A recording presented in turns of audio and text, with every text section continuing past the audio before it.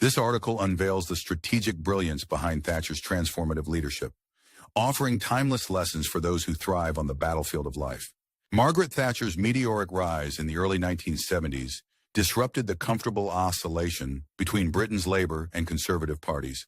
A woman in a male-dominated world, she was also proudly middle class, an anomaly in the traditional party of the aristocracy.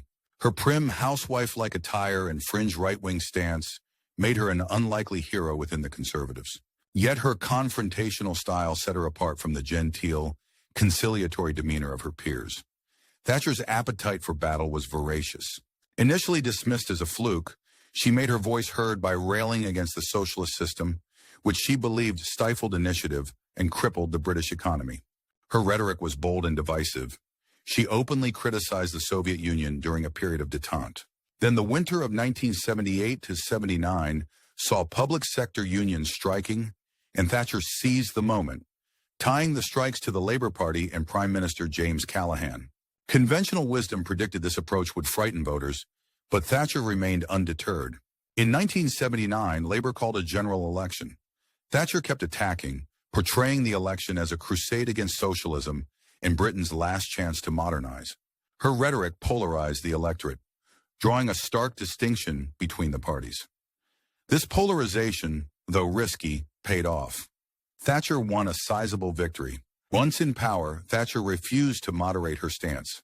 Despite public opinion, she enacted severe budget cuts, throwing the economy into shock and causing unemployment to soar. Criticism from her party's respected members, whom she dubbed the Wets, reached a crescendo. Instead of reconciling, she purged them from her cabinet, appearing more isolated and divisive than ever. Then in 1982, Argentina invaded the Falkland Islands.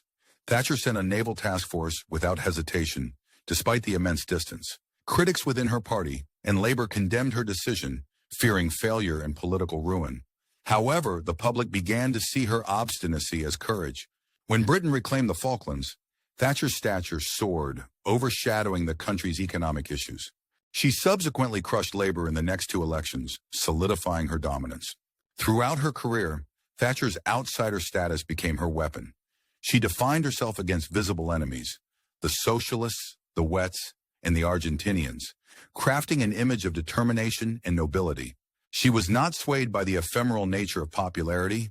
Respect and fear were her goals. By polarizing the public, she created a space to fight and win.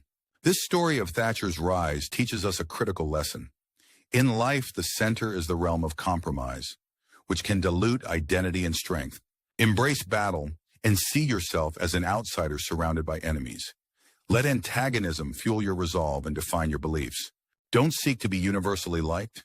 Aim to be respected and feared. Victory through constant battle will forge a more lasting and impactful legacy. Now take your stand. Embrace the battle and wield the lessons of Thatcher's unyielding resolve. Create your own path to lasting victory.